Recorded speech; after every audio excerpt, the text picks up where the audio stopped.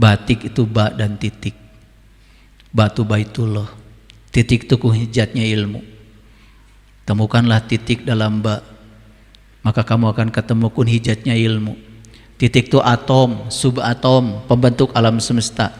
Karena semua kita tersusun oleh titik-titik. Titik-titik itu berpadu menjadi molekul, molekul menjadi padatan, menjadi tubuh kita. Makanya semua ahli fisika kalau ingin belajar tentang tubuh secara mikro, belajar tentang titik. Makanya titik itu kunhijatnya ilmu. Dasarnya ilmu itu adalah titik. Kenali titik itu. Saya belasan tahun Bapak Ibu cari ilmu yang begitu. Belasan tahun. Saya udah keliling dunia, udah kemana-mana. Akhirnya, mohon maaf, saya disuruh balik lagi ke kampung saya. Ternyata ilmunya ada di sini, di Nusantara. Tapi orang-orang yang ngagem ilmu ini memang Bapak Ibu tidak tampil di permukaan, tidak pakai topeng, tidak pakai baju yang aneh-aneh, bahkan bajunya sangat biasa. Saya bertemu mereka juga tidak di lembaga-lembaga tertentu, malah justru saya bertemunya di pasar. Orangnya biasa, hidup seperti biasa, tetapi ilmunya luar biasa. Sesungguhnya awal agama itu adalah makrifatullah, mengenal Allah. Nah, jiwa yang bercahaya selalu fokus pada apa yang bisa dikendalikan. Kalau jiwa yang gelap ingin mengendalikan semuanya. Coba lihat, jiwa yang gelap itu lelah, ingin mengendalikan semuanya. Ingin mengendalikan pasangan, mengendalikan anak, mengendalikan bawahan, mengendalikan semua orang. Lihat saya sekarang lagi. Semua orang yang sekarang masih punya hasrat ingin mengendalikan semuanya, dan semua yang di luar harus seperti yang dia mau. Dan kalau dia tidak seperti yang dia mau, maka dia akan marah, kecewa. Itu jiwa yang gelap. Tapi jiwa yang terang, yang sudah bercahaya, dia tidak berusaha mengendalikan orang lain. Dia sadar yang bisa dikendalikan cuma pikiran saya, perasaan saya, dan sikap saya. Saya fokus saja pada diri saya. Apapun yang orang lain, apapun kejadian yang terjadi luar, saya kendalikan pikiran saya tentang kejadian itu. Apapun yang terjadi di luar, saya kendalikan sikap saya terhadap kejadian itu. Apapun yang kejadian di luar, saya kendalikan perasaan saya terhadap kejadian itu. Dia jaga, dia punya benteng untuk menjaga pikirannya, perasaannya, dan sikapnya supaya dia tetap damai. Sudah begitu belum?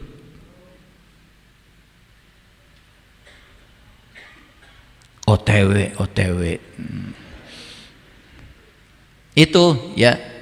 Makanya ngaji itu harus ngaji kesadaran. Harus implementatif. Ngaji itu harus yang menguatkan. Ngaji itu harus yang meluaskan. Stoplah ngaji doktrin-doktrin dogma.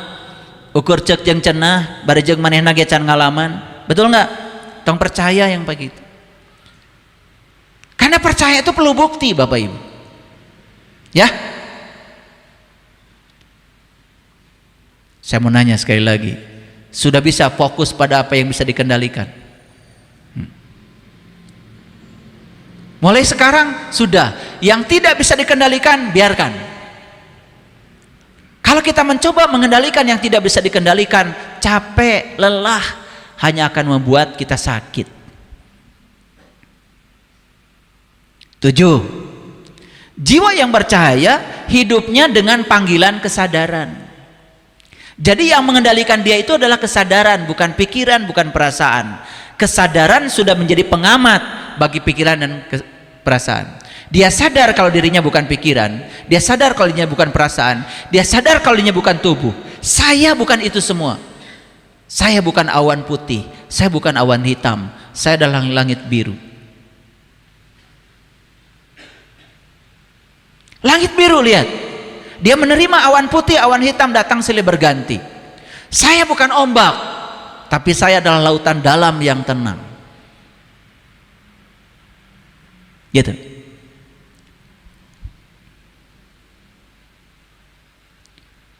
Orang yang hidupnya dengan panggilan kesadaran sangat berbeda kualitasnya dengan yang hidupnya oleh panggilan pikiran. Kan kemarin sudah saya berikan ya tesnya ya di kajian yang sebelumnya.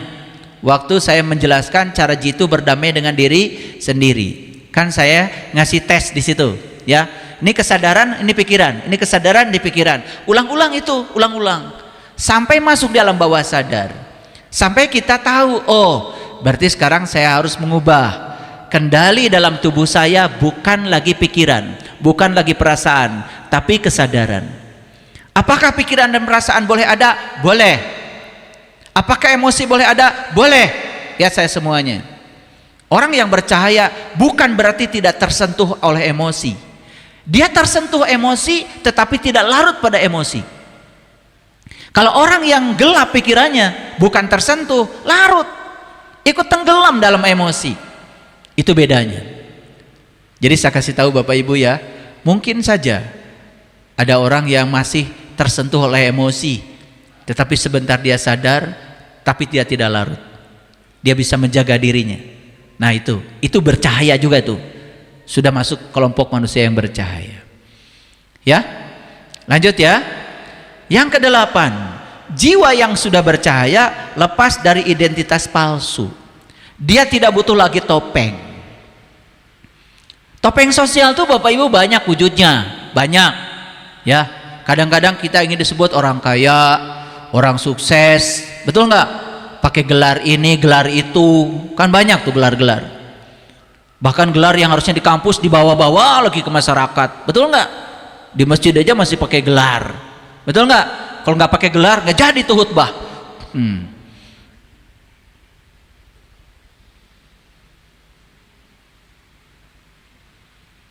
Ada saya punya teman, satu tim dengan saya membimbing mahasiswa. Jadi saya tanya, kenapa ini pembimbing 2 ini belum tanda tangan? Kan saya pembimbing 1.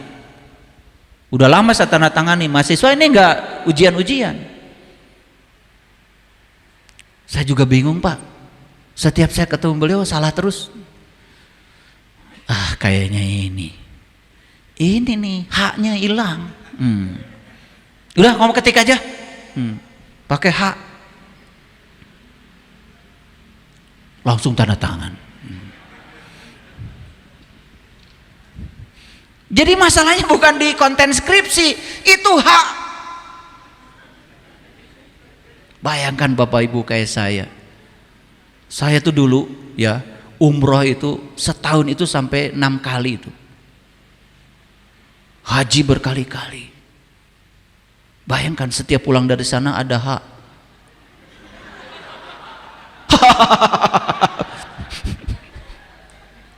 Gelarnya dia begitu, betul nggak? Itu topeng.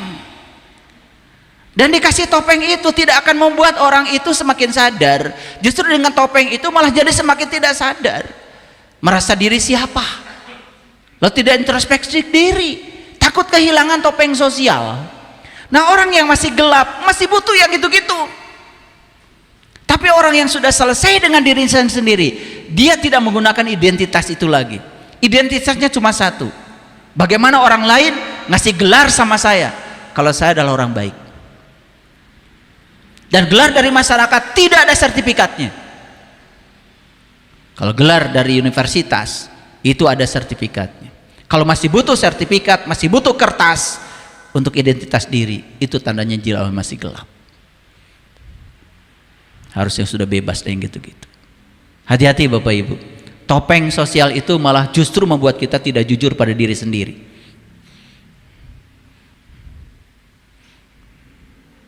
Masih begitu?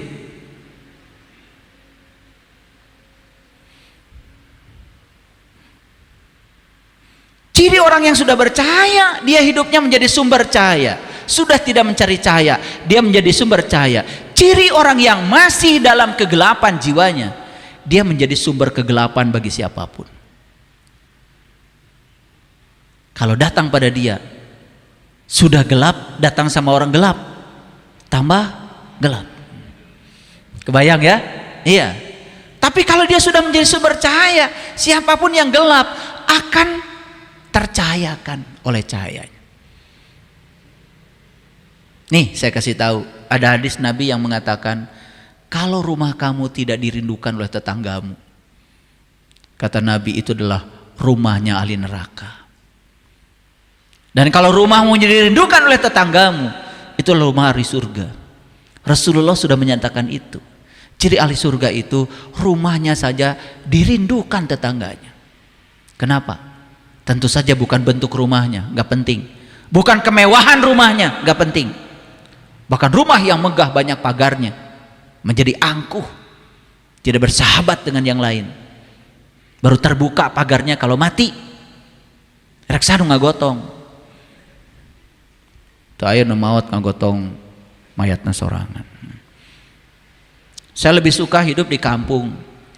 Maka saya memilih tempat di kampung. Ya bermasyarakat, kenal dengan Pak RT, Pak RW, posyandu, kenal dengan anak-anak, asik kan gitu. Siapapun itu.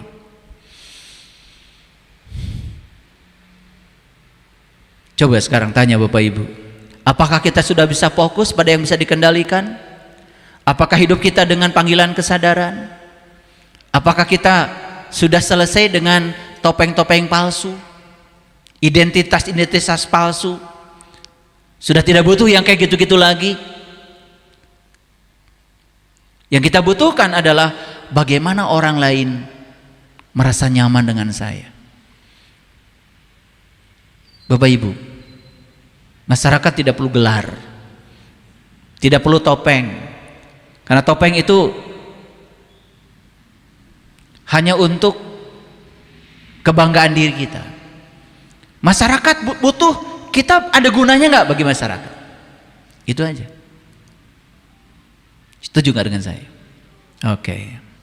Nah, yang ke-10, hidup selaras dengan tarian kosmik. Artinya apa? Alam ini selalu berubah. Alam itu selalu menari. Ya, kita ikut menari dengan tarian alam. Artinya hidup memenuhi hukum alam. Udah. Alam itu selalu bergerak dari titik seimbang kepada keseimbangan baru. Ikut aja.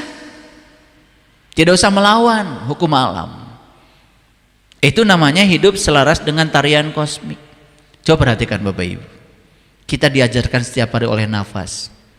Nafas itu masuk, tinggal, lepas. Masuk, tinggal, lepas. Masuk berarti ada yang datang. Terima yang datang apa adanya. Biarkan tinggal beberapa saat. Setelah itu lepaskan.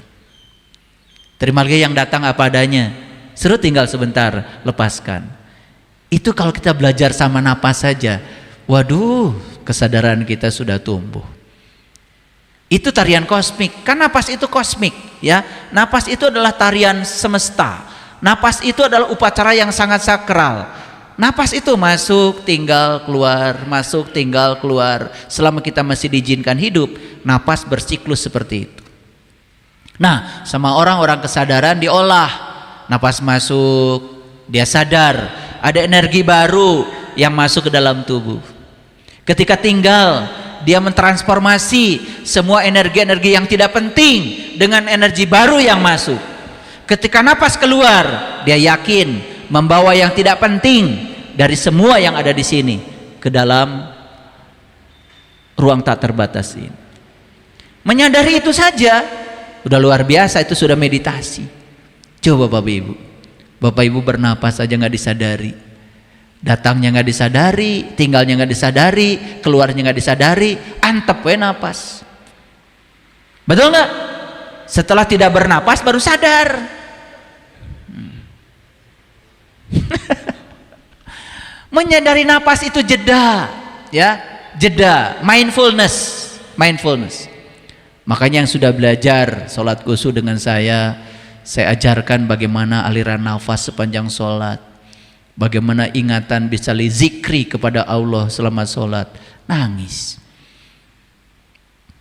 sajadahnya basah. Sholat subuh 2 rakaat aja bisa berlama-lama merasakan kenikmatan. Pantas kalau Nabi Muhammad mengatakan sholat adalah hiburanku. Itulah pentingnya ilmu. Segala juga harus tahu ilmunya. Ya. Yang ke-11, orang yang sudah bercahaya jiwanya bebas dari segala keterikatan. Dia banyak harta, tapi tidak melekat pada hartanya. Harta itu menjadi sumber kesenangan. Dia membahagiakan orang dengan hartanya. Bapak Ibu, ternyata memberi itu membahagiakan. Jadi kalau ada yang sudah kecanduan memberi, dan memberi itu bukan untuk orang lain, tetapi untuk dirinya sendiri, ya Allah, memberi itu. Makanya lihat ya, orang yang memberi tanpa pamrih, orang yang memberi tidak minta balasan, rezekinya tidak pernah berkurang. Tapi orang yang pelit memberi, lihat itu rezekinya. Ya. Dia menutup sumber berkah dari semesta. Jadi orang yang tidak mau memberi itu menurut saya orang bodoh. Dia pikir memberi itu akan membuat berkurang. Dia pikir memberi itu buat orang lain. Tidak. Memberi itu adalah untuk diri kita sendiri. Makanya saya senang memberi. Kalau ada satu hari tidak memberi itu rasanya ada yang kurang. Selalu menyisihkan. Ya, masukkan di dompet, masukkan di saku, di celana, ini selalu ada buat memberi. Niatkan, pulang ke rumah tidak boleh dibawa lagi itu, harus habis. Di sepanjang jalan tuh banyak yang bisa diberi, banyak. Kalau kita sudah punya empati yang kuat. Dan yang terakhir, yang ke-12, ciri orang yang sudah bercahaya, dia sudah bisa berdamai dengan dirinya sendiri. Masih ingat ya kajian kemarin? Berdamai dengan diri sendiri berarti kesadaran dengan pikiran sudah menemukan titik tengahnya, titik temunya. Selama kita hidup di dunia, Bapak Ibu, jangan coba-coba membunuh pikiran. Karena pikiran itu alat yang sediakan Tuhan untuk kita bisa bertahan hidup. Orang di kutub utara, suhu min 13 derajat Celcius, karena ada pikiran, dia menciptakan heater untuk pemanas, sehingga di ruangan tetap panas, suhu darah tidak turun. Itu karena pikiran. Jadi pikiran itu alat yang disediakan oleh semesta untuk apa? Untuk bertahan hidup di dunia ini. Dengan pikiran orang menciptakan baju, dengan pikiran orang menciptakan laptop, dengan pikiran orang menciptakan mobil, semua dengan pikiran. Itu bukan dengan kesadaran. Kita di dunia butuh pikiran, tapi pikiran harus terkendali oleh kesadaran. Itu jadi akal. Pikiran yang tidak terkendali oleh kesadaran disebut nafsu. Udah 12 aja dulu. Dari 12 ciri ini, kira-kira bisa nggak menakar diri? Saya termasuk jiwa yang mana? Bercahaya apa gelap? Udah nggak usah dijawab, walaupun saya tahu jawabannya. Ya, gitu. Nanti ulang-ulang, jika perlu dicatat itu di kamar ya. Ini dari 12 ini mana yang tidak ada pada saya? 12 aja dulu. Alhamdulillah semuanya ada. Udah tingkatkan. Karena intensitas cahaya itu tanpa batas. Ya. Kalau hari ini kita sudah bisa berdamai dengan diri sendiri, alhamdulillah. Tapi tingkatkan lagi. Lebih damai lagi. Bapak Ibu lihat dulu, ini ayat yang saya sampaikan tadi di awal. Ini ayatnya. Ini Quran surat Asy-Syura ayat 52, surat ke-42. Wa kadzalika auhayna ilaika ruhan min amrina. Dan demikianlah kami wahyukan kepadamu ruh dengan perintah kami. Jadi ruh itu sudah diperintahkan, sudah diutus, sudah ditiupkan, diwahyukan. Ini, lihat saya semuanya. Tubuh ini tidak fungsional, tidak berwibawa, menjijikan kalau sudah tidak ada ruh di sini. Betul nggak? Buru-buru diasingkan oleh keluarga kita kalau sudah tidak ada ruh di sini. Dan mumpung ruh masih ada di sini. Yuk ya, kita belajar untuk hidup yang berkualitas. Jadi wa kadzalika auhayna ilaika ruhan min amrina, dan demikianlah kami wahyukan kepadamu ruh dengan perintah kami. Sebelumnya kamu tidaklah mengetahui apa itu kitab, dan kamu juga tidak mengetahui apa itu iman. Lalu Allah mengatakan, walakin ja'alnahu nuron. Jelas sekali bahasa Arabnya. Tetapi kami jadikan ruh itu sebagai cahaya. Dengar kata-kata saya tadi. Hebat ya Allah, saking ingin dikenal. Energi yang ngawang-ngawung ini, energi yang gak kelihatan ini, dimanifestasikan oleh Dia menjadi nur.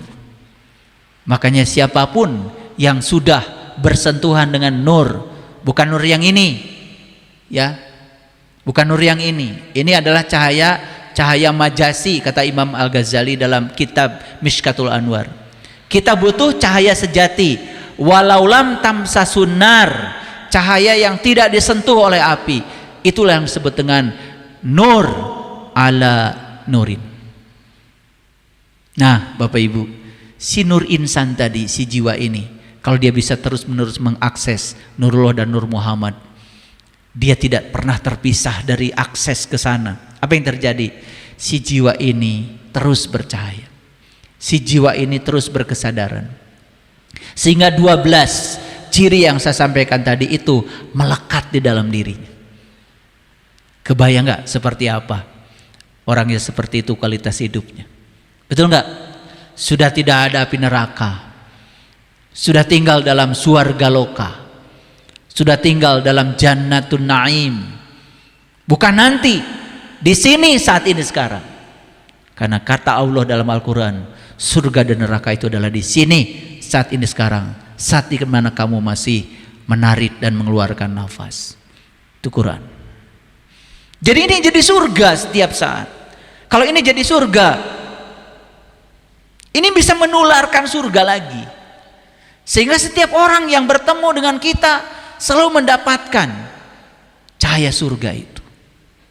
Itu yang disebut dengan rahmatan lil alamin.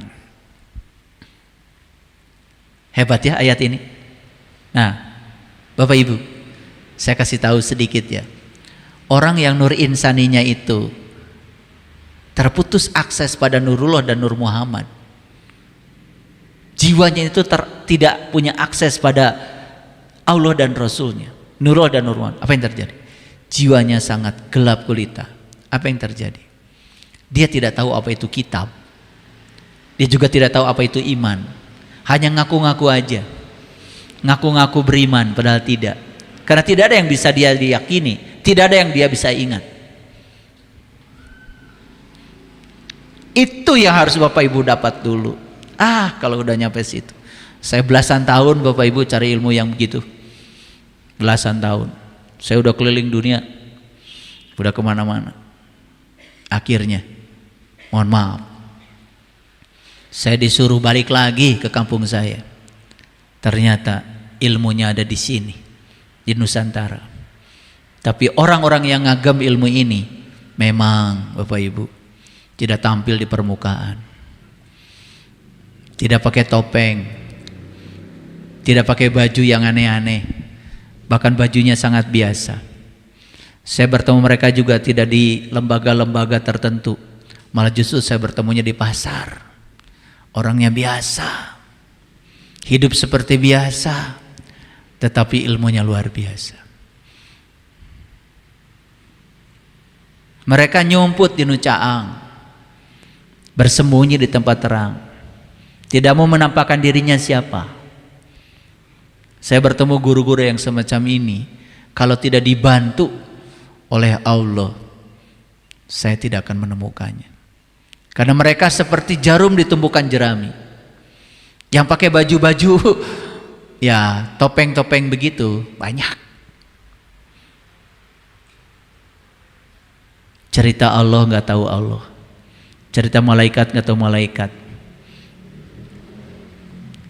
Beja dibejakan deui, cenah dicenahkeun deui. Cerita surga cenah, dia juga belum pernah masuk.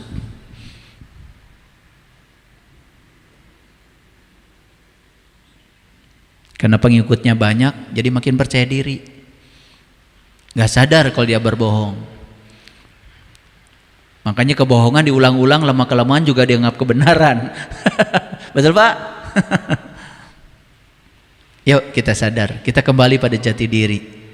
Ya, kita bongkar semua paradigma, doktrin ya yang telah menyengsarakan kehidupan kita.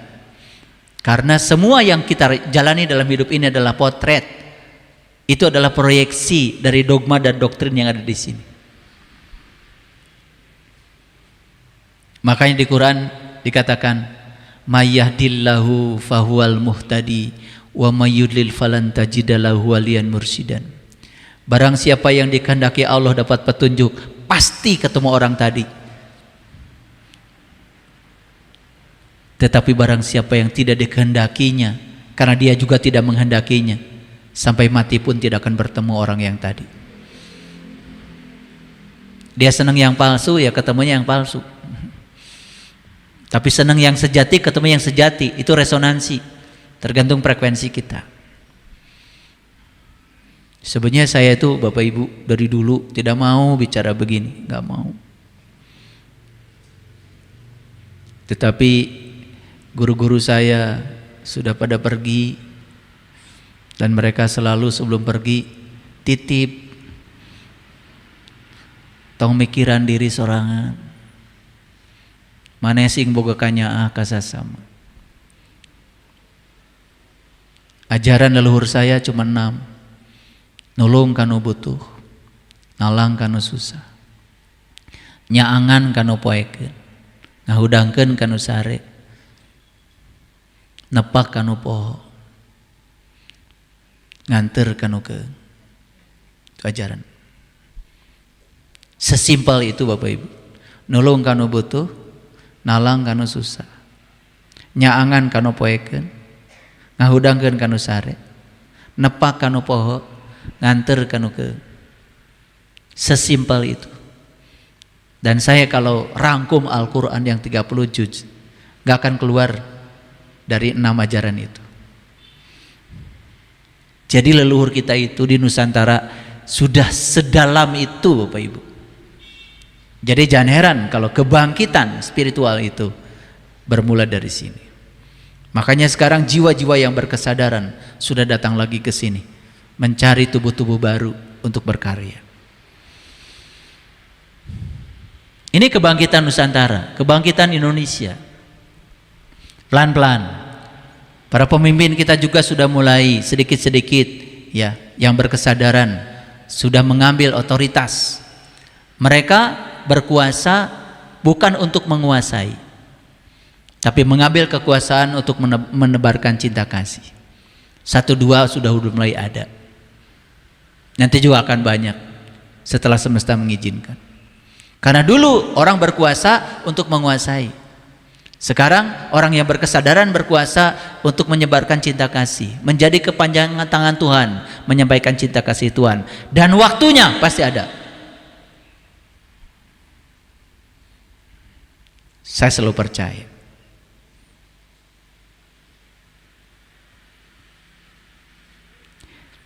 Jadi mengerti Bapak Ibu, ya. Jadi ayat ini menyatakan bahwa ruh itu ternyata sudah dimanifestasikan. Nah, siapa yang menginginkannya? Ini dikasih tahu oleh Allah. Yang kami tunjuki dengan cahaya itu siapa yang kami kehendaki di antara hamba-hamba kami. Pertanyaannya, siapa yang akan dikehendaki oleh Allah supaya jiwanya bercahaya? Hanya mereka yang punya kehendak. Yuk sekarang bertekad untuk hijrah minad dzulumati ilan nur. Hijrah dari Mekah ke Madinah. Mekah itu kampung Bapak Ibu artinya. Madinah itu kota. Hijrah dari kegelapan menuju cahaya. Itu hijrah yang sebenarnya. Hijrah dari tidak sadar menjadi sadar. Hijrah dari sempit menjadi luas. Hijrah dari kasar menjadi lembut.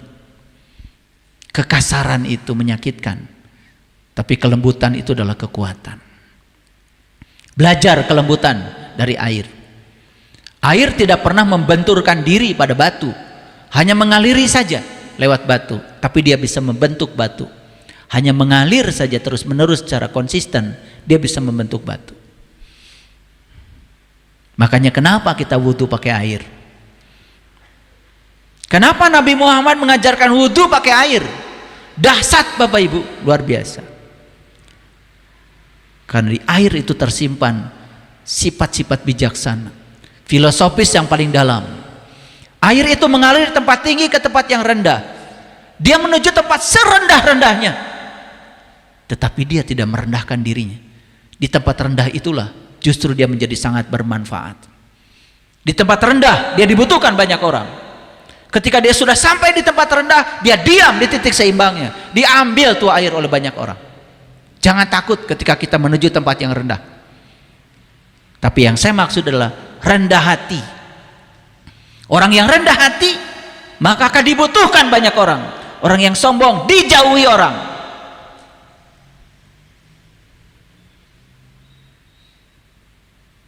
Bapak Ibu, 2 minggu saya ke Beijing waktu itu. Selama 2 minggu berubah cara makan saya. Biasa dicomot, comot. Apa ya bahasa Indonesianya? Pokoknya beginilah. Selama 2 minggu pakai sumpit. Saya selama di sana pakai sumpit itu, saya memperhatikan itu sumpit. Akhirnya saya cari, kenapa negara-negara yang maju, China, Jepang, Korea, kok makannya pakai sumpit, nggak pakai garpu dan sendok? Ternyata Bapak Ibu, sumpit itu, kalau yang asli di sana, bagian ujungnya itu kotak. Bagian ujung yang sini yang dekat dengan mulut kita kotak, tapi yang dekat dengan makanannya itu bulat. Saya pernah tanya, kenapa begini? Filosofisnya dalam banget. Kotak itu melambangkan keterbatasan. Kotak itu ya kotak. Makanya banyak yang mengkotak-kotakan diri, betul nggak? Kotak keyakinan.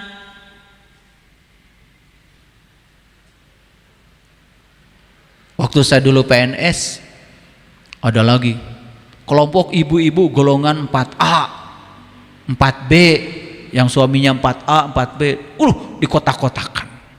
Saya bilang sama istri saya, jangan ikut.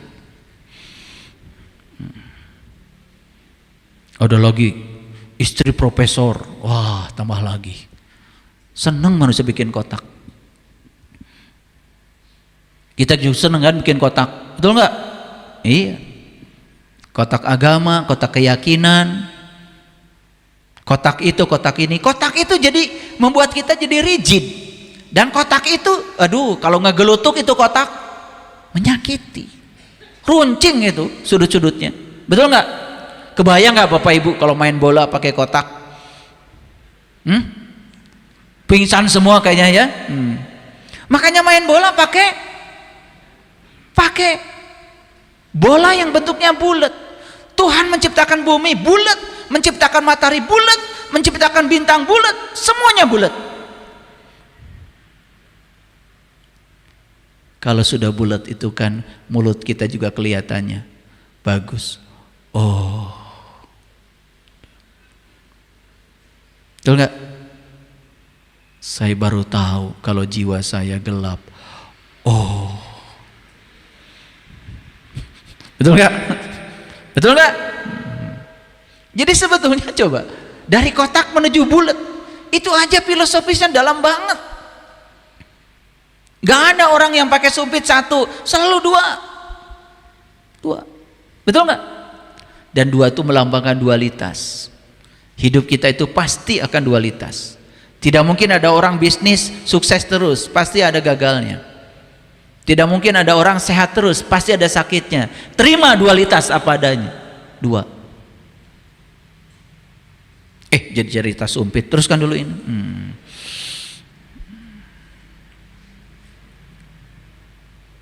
Di Quran surat Al-An'am ayat 122 Allah berfirman, dan apakah orang-orang yang sudah mati kemudian dia kami hidupkan dan kami berikan kepadanya cahaya yang terang, yang dengan cahaya itu dia dapat berjalan di tengah-tengah masyarakat manusia, serupa dengan orang yang keadaannya berada dalam gelap gulita? yang sekali-kali tidak bisa keluar daripadanya? Ini pertanyaan. Allah sedang mempertanyakan, apakah jiwa-jiwa yang bercahaya, yang sudah dapat cahaya, sama nggak kehidupannya dengan jiwa-jiwa yang gelap? Itu maksudnya. Ini ayatnya, boleh dicatat Bapak Ibu, dicatat. Nah, ini yang diceritakan adalah orang yang sudah mati, kemudian kami hidupkan dan kami berikan kepadanya cahaya yang terang. Ini bukan yang sudah mati, itu. Ini sudah mati kesadarannya, masih hidup, tapi sudah mati. Mati rasanya, mati empatinya, mati sifat kemanusiaannya, mati itu. Banyak gak Bapak Ibu orang-orang yang sudah mati seperti itu? Lihat orang-orang yang sudah mati seperti itu, dia babat hutan semaunya dia. Lihat orang-orang yang sudah mati, dia tambang terus ya bumi ini, terus ya dirusak tanpa reklamasi. Tidak pernah memikirkan keselamatan orang lain.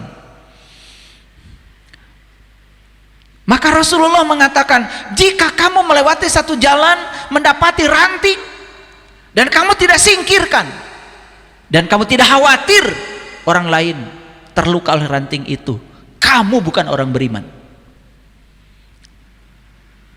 Apa yang terjadi dengan kita hari ini?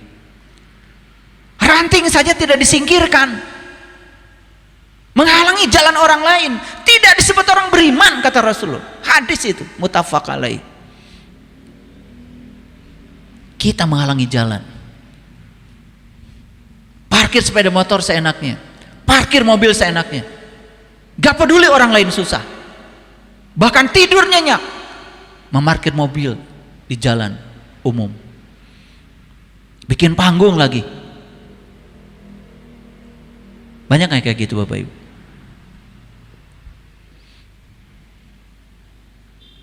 Jadi esensinya sebenarnya bukan ranting, esensinya kamu kenapa sih tidak memikirkan keselamatan orang lain?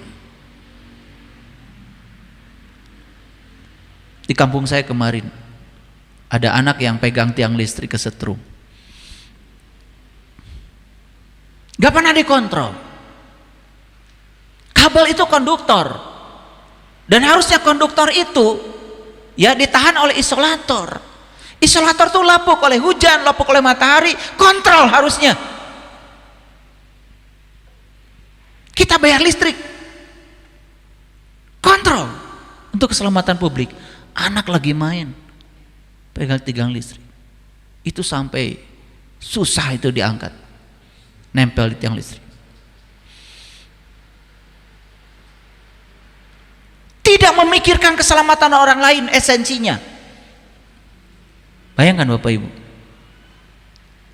Ibu Pertiwi ini sudah merintih kesakitan. Ibu Pertiwi ini sudah menangis. Semua orang dengan naluri keserakahannya mengambil tanpa berpikir mengembalikan. Apa yang terjadi? Kita dikasih alarm oleh semesta. Banjir bandang. Saudara-saudara kita di Sumatera menderita.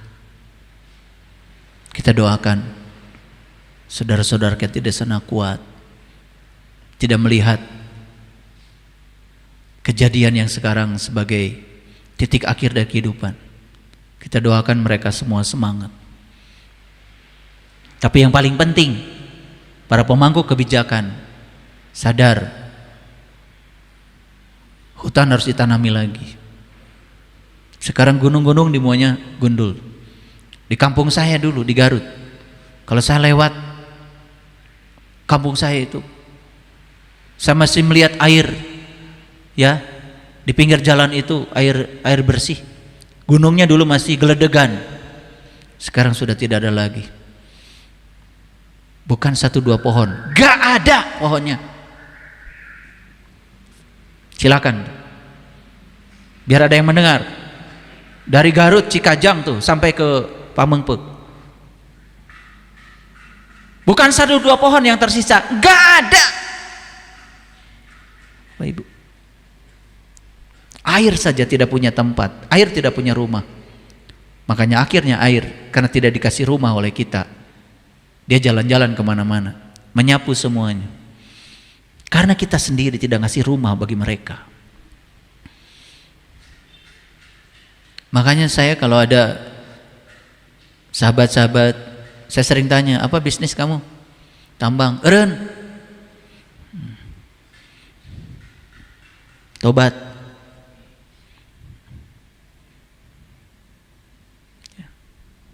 Saya berani menyampaikan itu.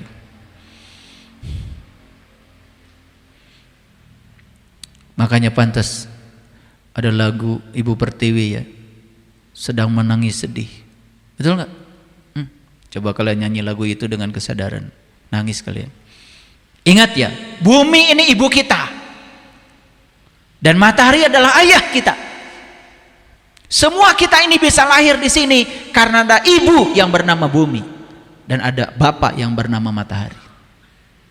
Masih bingung? Masih bingung? Tidak ada sel sperma, tidak ada sel telur kalau nggak ada bumi dan matahari. Nggak ada sel sperma kalau nggak ada makanan. Siapa yang membangun makanan? Bukankah bumi dan matahari? Dan kalau ada bumi saja nggak ada matahari, tidak ada makanan. Kalau tidak ada makanan, tidak ada kita. Tidak ada sperma, tidak ada sel telur. Sadar nggak kita bahwa bumi ini adalah ibu kita yang sebenarnya, matahari adalah ayah kita yang sebenarnya, karena mereka berangkulan, ayah dan ibu. Itu yang membuat kita ada. Sadar Bapak Ibu bahwa kita berasal dari makanan yang dimakan oleh ayah ibu kita. Itulah yang dikatakan di Quran, aku ciptakan manusia dari tanah. Bukan tanah dibangun seperti genteng, seperti bata merah. Tidak, lewat proses yang alami, lewat makanan yang disantap. Prosesnya sangat luar biasa, lembut, halus. Bapak Ibu lihat ayat ini. Ayat ini mempertanyakan, apakah sama orang yang jiwanya terang benderang dengan jiwanya yang gelap gulita? Tolong dijawab, sama apa beda? Beda atau beda banget? Beda banget. Kerasa nggak Bapak Ibu kalau ketemu orang yang jiwanya gelap, penuh dengan ketakutan, kata-katanya menyakitkan, pelitnya auzubillah, dikunjungi orang cemberut. Saya kalau ada orang datang ke rumah, senangnya kayak apa? Saya perintahkan selalu orang di dapur bikin makanan yang banyak, bahagiakan mereka, muliakan mereka. Memberi makan pada orang lain itu kesenangan yang luar biasa. Lihat mereka senang makan di rumah kita, bahagianya lebih luar biasa, kenyang rasanya, gak perlu makan lagi kita. Ini datang orang ke rumah malah cemberut. Saudara sendiri bahkan yang datang cemberut. Udah prasangkanya buruk, mau pinjam uang kek, mau minta baju kek, padahal baju di lemari banyak, takut ada yang berkurang. Itulah jiwa gelap, selalu terbatas, karena dalam kegelapan semuanya terbatas. Coba ibu, bapak, begitu listrik kita di rumah mati, tidak ada satu cahaya pun yang ada di rumah kita, gelap semuanya, pandangan kita jadi terbatas. Salah satu ciri kegelapan itu, pandangannya sangat terbatas. Makanya di ayat ini perhatikan, dan demikianlah kami jadikan orang-orang yang tertutup. Tertutup apanya? Tertutup kolbunya, tertutup pikirannya, tertutup jiwanya. Istilah bahasa Qur'annya itu apa? Kadzalika zuyyina lil kafirin. Kafir itu cover itu tutup. Orang kafir itu sekali lagi bukan orang yang berbeda keyakinan dengan kita. Itu sudah jadul pemahaman itu. Buang pemahaman itu. Lihat orang lain, sahabat-sahabat kita, agamanya berbeda dengan kita, kehidupannya lebih baik dari kita, lebih bahagia dari kita, rumah tangganya lebih bagus dari kita, anak-anaknya sekolah lebih cerdas dari kita. Harusnya kita belajar kenapa kehidupan mereka begitu. Karena semua realitas dibangun oleh data yang ada di sini. Semua proyeksi dibangun oleh data. Bapak Ibu bisa melihat proyeksi di sini karena ada data di laptop saya. Apa yang ada di data itu yang ada di proyeksi. Perhatikan kalimat yang terakhir. Dan demikianlah kami jadikan orang-orang yang tertutup memandang baik apa yang mereka kerjakan. Berapa banyak orang di semesta ini yang menganggap dia orang baik padahal merusak, menebarkan kebencian, menebarkan hoax, memecah belah umat, bukan menyatukan. Harusnya gelar-gelar kerohanian yang dipakai itu bukan untuk menyebarkan kebencian dan memvalidasi orang lain, tapi untuk menebarkan cinta dan kelembutan. Ciri kebenaran itu universal. Kalau kita menyampaikan kebenaran, kebenaran bisa didengar oleh siapapun dari keyakinan apapun. Mohon izin, saya bukan menyatakan, saya bukan ingin menunjukkan diri saya. Saya kalau ke Bali, di airport saja sudah banyak orang yang merangkul saya dan berterima kasih. Padahal mereka agamanya Hindu. Mereka setiap hari mendengarkan kajian saya. Inilah Islam yang rahmatan lil alamin, bisa didengar oleh semua dari keyakinan apapun. Di Amerika, di Austria, di Swedia, di Jerman, banyak yang kirim surat sama saya mengucapkan terima kasih. Dari keyakinan yang berbeda. Bahkan kemarin ada dari Manado, minta dibimbing supaya bisa tahu jati diri. Hari Sabtu kemarin. Agamanya Nasrani. Saya tidak pernah mengubah agama orang. Saya menunjukkan bahwa Tuhan kita sama. Menyebutnya saja berbeda. Indah gak Bapak Ibu? Indah gak? Indah gak Bhinneka Tunggal Ika? Subhanallah. Bhinneka Tunggal Ika itu adalah warisan agung leluhur kita. Supaya kita bisa belajar menerima dan menghargai perbedaan. Dari mana kita mulai belajar Bhinneka Tunggal Ika? Di mana mulainya? Di mana mulainya? Di rumah. Di rumah. Kalian oleh Allah dipasangkan dengan yang berbeda. Di rumah. Betul? Coba dengarkan kata-kata saya. Istrimu, suamimu beda banget dengan kamu. Betul gak? Dulu waktu pacaran terasa sama. Bohong. Begitu sudah menikah 2 minggu baru kelihatan kan bedanya. Betul nggak? Iya. Dan pertanyaannya, kenapa kita dijodohkan dengan yang berbeda? Allah menjawab di Al-Quran. Yang namanya pasangan pasti berbeda. Pasti kiri kanan. Pasti positif negatif. Betul nggak? Untuk apa Allah memasangkan kita dengan yang berbeda? Untuk latihan menerima dan menghargai perbedaan. Kalau di rumah kita sukses menerima dan menghargai perbedaan, keluar dari rumah pasti kita akan belajar lebih luas lagi. Lihat ya, kalau di rumah saja gagal menerima dan menghargai perbedaan, udah pasti di luar pasti begitu. Ada perbedaan sedikit aja dengan pasangan langsung ke pengadilan agama. Itu gak waras. Dan bahayanya ketidakwarasan ini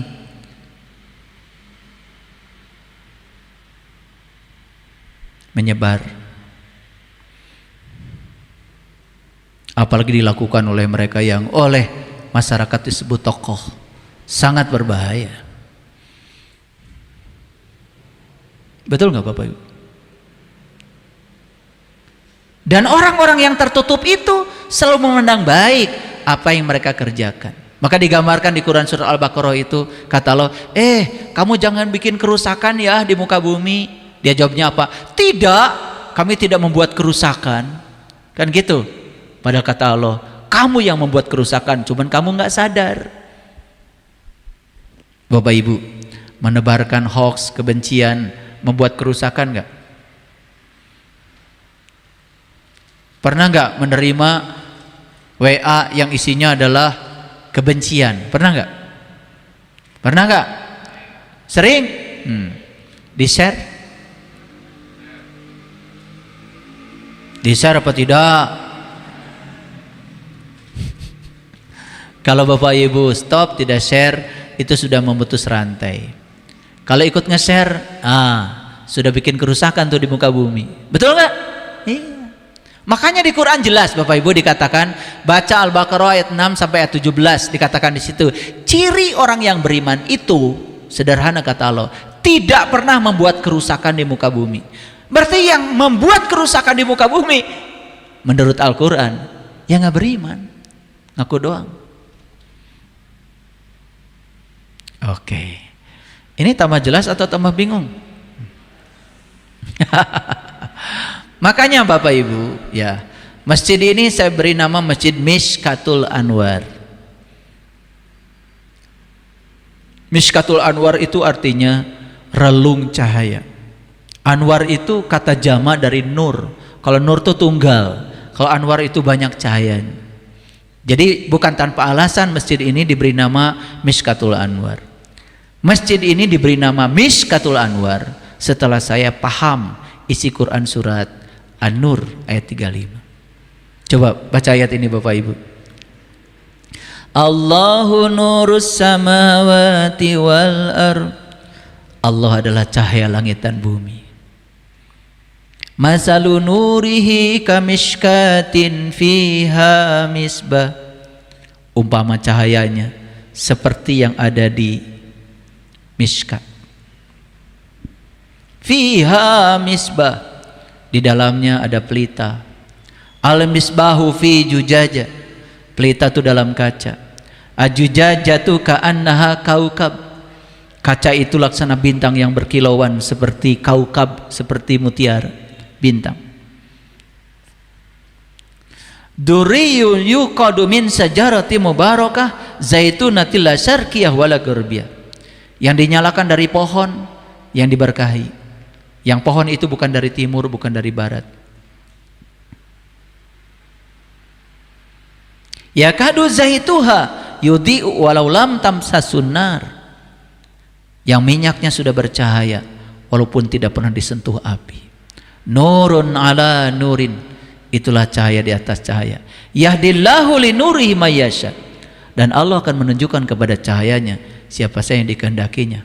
Wa yadribullahul amsala linnas, dan aku berbicara ini kepada manusia dengan amsal, dengan perumpamaan. Wallahu bikulli syai'in alim, Allah Maha mengetahui segala sesuatu. Bapak Ibu, ini perumpamaan, gak bisa saya jelaskan, tapi Bapak Ibu bisa mengalaminya sendiri. Ini kalau dialami langsung udah, tidak perlu dijelaskan. Karena apa? Karena dia tidak bisa dijelaskan, dia tidak diterangkan. Dia tanpa batas, bahkan dia tidak punya nama. Yuk alami langsung, alami sendiri. Temukan orang yang bisa membimbing kita, meniti ke dalam diri. Saya ketika membaca kitab Mishkatul Anwar 5 bab, di penghujung baca ayat ini, bab yang kelima, saya menangis. Syukur pada Allah, karena saya sudah bisa merasakan apa yang dirasakan Imam Al-Ghazali. Imam Al-Ghazali sebelum meninggal, beliau menuliskan kitab itu, kitab terakhir yang beliau tulis. Itu namanya Mishkatul Anwar. Saya kalau baca ayat ini punya emosi sendiri, karena ayat ini Bapak Ibu hanya bisa dipahami dengan pengalaman. Kalau saya jelaskan tidak bisa, karena dia tidak terjelaskan, dia tidak bisa diterangkan. Kalau saya menjelaskan ini, nanti Bapak Ibu akan mendapatkan citra dan gambaran tentang dia, bukan dia yang sebenarnya. Ingat, citra dan gambaran tentang dia bukan dia, itu persepsi tentang dia. Yuk alami sendiri. Kalau sudah mengalami ayat ini, langsung sudah manunggal antara jiwa dengan Nurullah dan Nur Muhammad. Bapak Ibu, setiap ruang dan waktu suara dia keras mengarahkan kita. Dia tidak bersuara, tapi dia selalu mengarahkan. Sekalipun dia mengarahkan ke tempat yang kita tidak suka, ikut saja arahannya. Percaya sama dia. Di ujung terowongan pasti ada cahaya. Bahkan dia selalu bersembunyi di tempat yang kita tidak suka itu. Bayangkan Bapak Ibu selalu mencari tempat yang Bapak Ibu paling suka, padahal itu tidak baik bagi Bapak Ibu. Akhirnya kita kehilangan makna dari sini. Saya cerita sedikit ayat ini karena ada emosi, ada pengalaman spiritual yang mendasari saya, sehingga saya bisa membagikan mutiara ini kepada Bapak Ibu. Bukan apa kata orang, bukan apa kata siapa-siapa, bukan apa kata kitab, kata buku, tapi apa kata pengalaman kita. Saya cuma bisa berdoa. Saya yakin Bapak Ibu yang punya kehendak pasti akan sampai untuk bisa mengalami ini. Ketemu dengan nur ala nur. Makanya kan kalau Rasulullah datang, para sahabat bilang, anta samsun, anta badarun, anta nurun fauqa nuri, kan gitu. Anta adalah matahari, anta adalah bulan purnama, anta adalah laksana cahaya di atas cahaya. Harusnya kita nih yang ngaku-ngaku umatnya Nabi Muhammad mewarisi dong, mewarisi energi itu. Muhammadur Rasulullah wallazina ma'ahu asyidda'u 'alal kuffar ruhama'u bainahum tarahum ruk'an sujjadan yabtaguna fadlan minallahi wa ridwana simahum fi wujuhihim min asaris sujud dzalika masaluhum fit taurat wa masaluhum fil injil. Ceritakan di Quran, diceritakan di Taurat dan di Injil. Ciri umatnya Nabi Muhammad itu ruhama'u bainahum, dia menyayangi siapapun. Apa yang terjadi sekarang? Hanya menyayangi kelompoknya, tidak menyayangi yang lain karena berbeda. Lucu ya, tapi ngaku-ngaku umatnya Nabi Muhammad. Bagaimana Islam bisa jadi rahmatan lil alamin kalau begitu? Tarahum ruk'an sujjadan yabtaguna fadlan minallahi wa ridwana. Bekas ruku dan sujudnya nampak di wajahnya, karena wajahnya dijaga oleh ridwan, oleh malaikat penjaga surga, penuh dengan keridhaan, tidak ada kecurigaan, selalu menatap semua orang dengan pandangan cinta, tidak ada tatapan curiga. Lihat orang lain beda aja cara berpakaiannya, curiga. Ketika saya tidak pakai peci aja curiga. Wih, ini pendeta dari mana? Saya pakai batik, nggak pakai jubah, karena baju leluhur kita batik. Karena saya cinta tanah air. Siapa yang mau beli batik kalau bukan saya? Batik itu ba dan titik. Batu baitullah. Titik itu kuhijatnya ilmu. Temukanlah titik dalam ba, maka kamu akan ketemu kunhijatnya ilmu. Titik itu atom, subatom, pembentuk alam semesta. Karena semua kita tersusun oleh titik-titik. Titik-titik itu berpadu menjadi molekul, molekul menjadi padatan, menjadi tubuh kita. Makanya semua ahli fisika kalau ingin belajar tentang tubuh secara mikro, belajar tentang titik. Makanya titik itu kunhijatnya ilmu. Dasarnya ilmu itu adalah titik. Kenali titik itu. Luar biasa Bapak Ibu. Ya. Makanya titik itu diletakkan di bawah huruf ba. Oleh leluhur kita dibuat tuh. Jadi apa? Jadi goong. Gong. Gong itu adalah ba, kasih titik di tengah.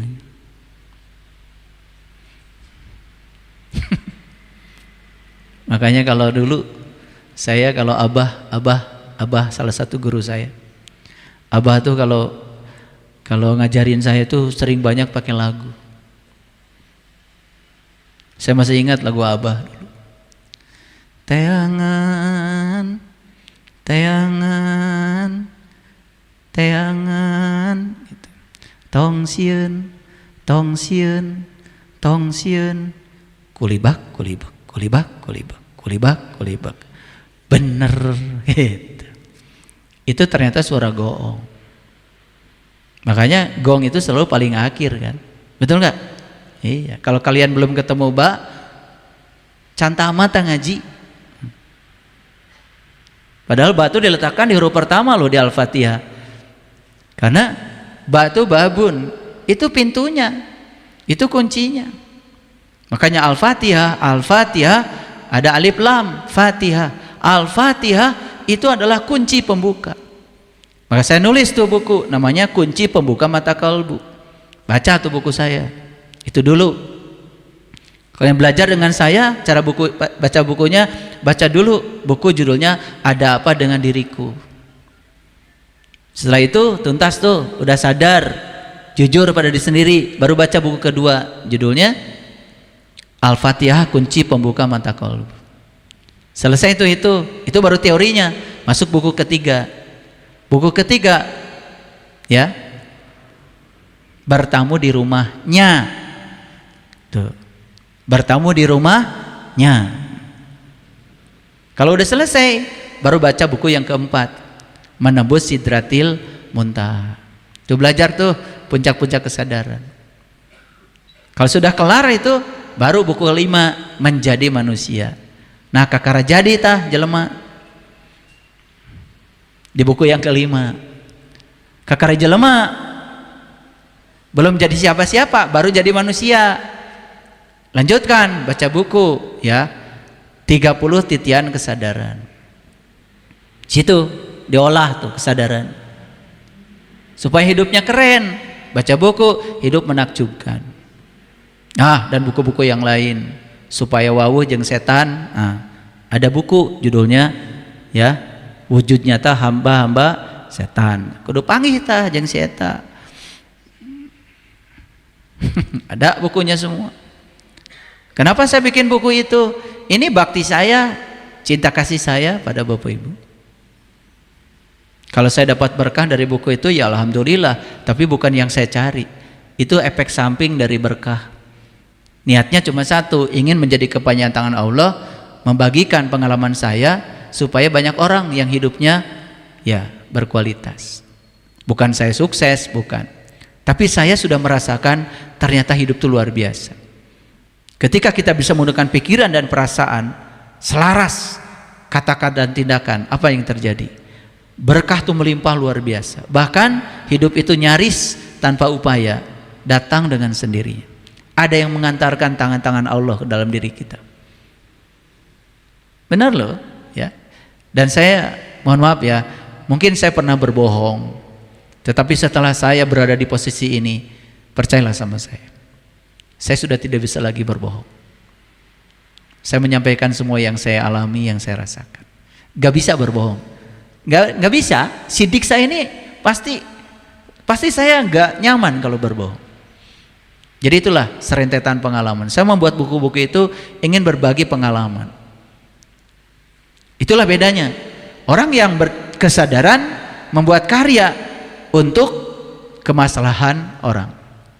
Orang yang tidak sadar bikin karya paling hanya untuk uang. Itu bedanya. Ya.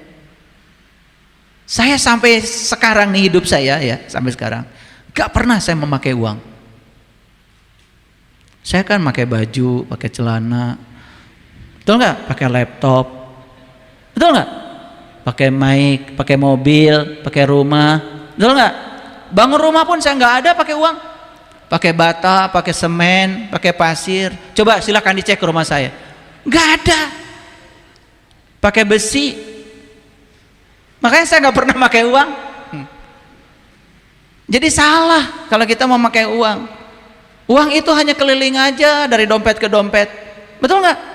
Iya, uang itu cuma jalan-jalan aja. Ya, suruh saya jalan-jalan ke toko besi, pindah tuh besi ke rumah saya, betul nggak? Nah oleh toko besi kan disuruh jalan-jalan lagi kemana, suatu saat pasti pindah lagi tuh ke dompet saya. Makanya harus punya hubungan baik ya dengan uang. Kalau uang datang, terima kasih uang, kamu hebat, kamu keren, penuh sukacita. Lain man sakio ya teh tuh. Ya bu ya. Kok saya baliknya ke sini? Ya, dikasih uang langsung mikir kekurangan. Ya kata uangnya, saya datang ke sini. Besok-besok kata uang saya nggak mau mampir lagi ke rumah sini. Akhirnya uang mencari jalan untuk pergi. Tiba-tiba sepeda motor ketabrak, anak sakit, betul nggak? Lalu uang mencari jalan pergi.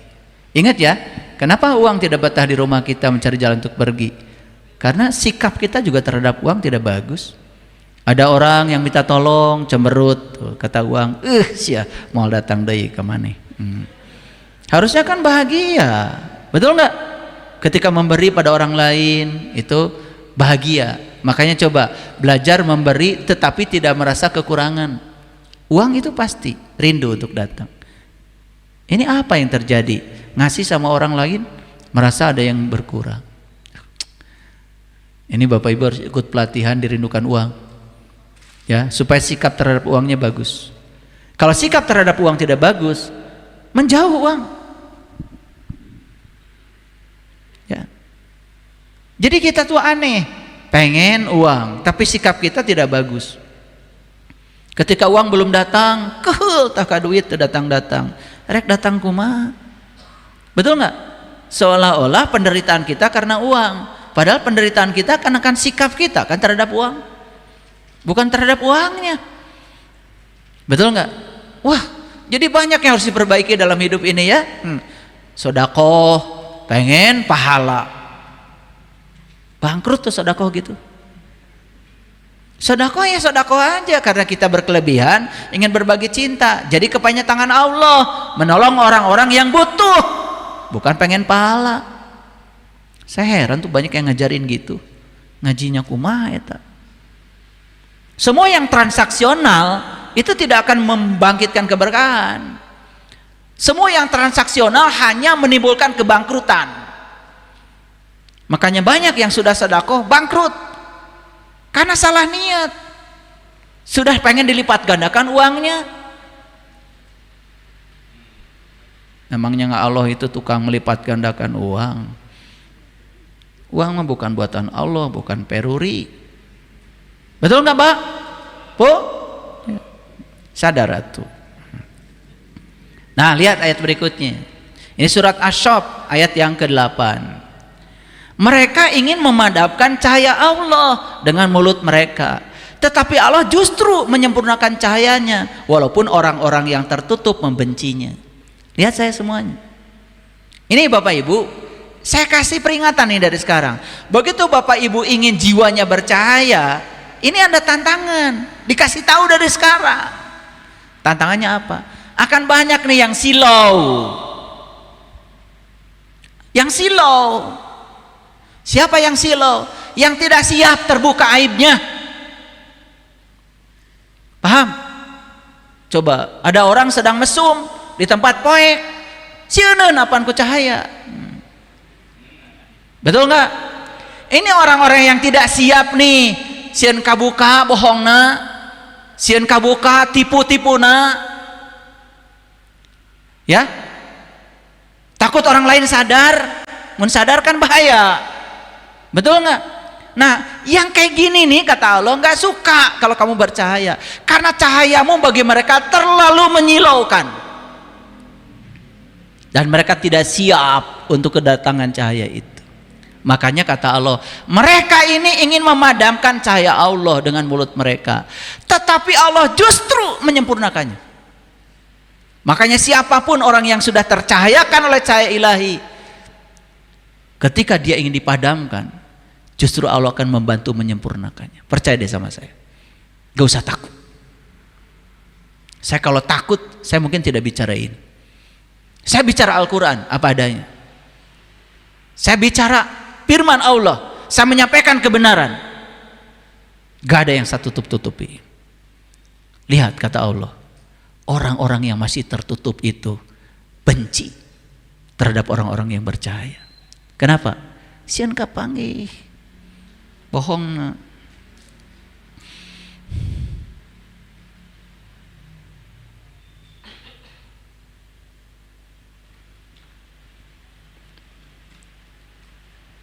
Paham ayat ini Bapak Ibu? Paham ya? Jadi ada peringatan nih dari saya. Begitu Bapak Ibu mau hijrah nih dari gelap menuju cahaya, dari jiwa gelap menuju yang bercahaya. Saya kasih tahu dari sekarang. Tantangan terbesarnya adalah akan banyak orang yang silau, dan pasti mereka akan berusaha memadamkan cahaya itu karena mereka tidak siap. Itu tantangannya udah saya kasih dari sekarang, ya, supaya kita siap. Nah setelah saya kasih tantangan itu, lanjut nggak jadi jiwa yang bercahaya? Kok melempem? Lanjut nggak? Nabi Muhammad itu tidak akan sehebat yang kita kenal kalau tidak dikasih orang-orang yang mau memadamkannya. Jadi mereka yang mau memadamkan Nabi Muhammad itu justru mereka tuh pupuk yang telah membuat Nabi Muhammad menjadi anta samsun, anta bajrun, anta nurun fakunur. Itu yang membuat Nabi Muhammad semakin percaya. Semua orang yang dihadirkan kepada kita, sekalipun kita tidak sukai, mereka itu sebetulnya adalah alat-alat Allah untuk mencahayakan kita. Clear? Oke. Jadi dari awal sampai akhir saya sudah bicara step by step. Walaupun saya menyiapkan ayat cukup banyak, tapi intuisi saya mengatakan geus eureun. Intuisinya mengatakan begitu. Tidak semua yang kamu buat itu dibutuhkan. Siapa tahu yang dibuat oleh saya cuma hawa nafsu, tetapi yang disampaikan pada Bapak Ibu itulah intuisi. Jadi sudah bisa nangkep, bisa sekarang mengukur, nanti di rumah dicek lagi ya. Dari 12 itu checklist. Aya eueuh tadi orang. Itu, betul enggak? Mun eueuh berarti poek, itu aja. Paham ya? Tapi setelah sadar gelap, berikutnya segera hijrah. Ya, mumpung saya masih hidup, saya bantu.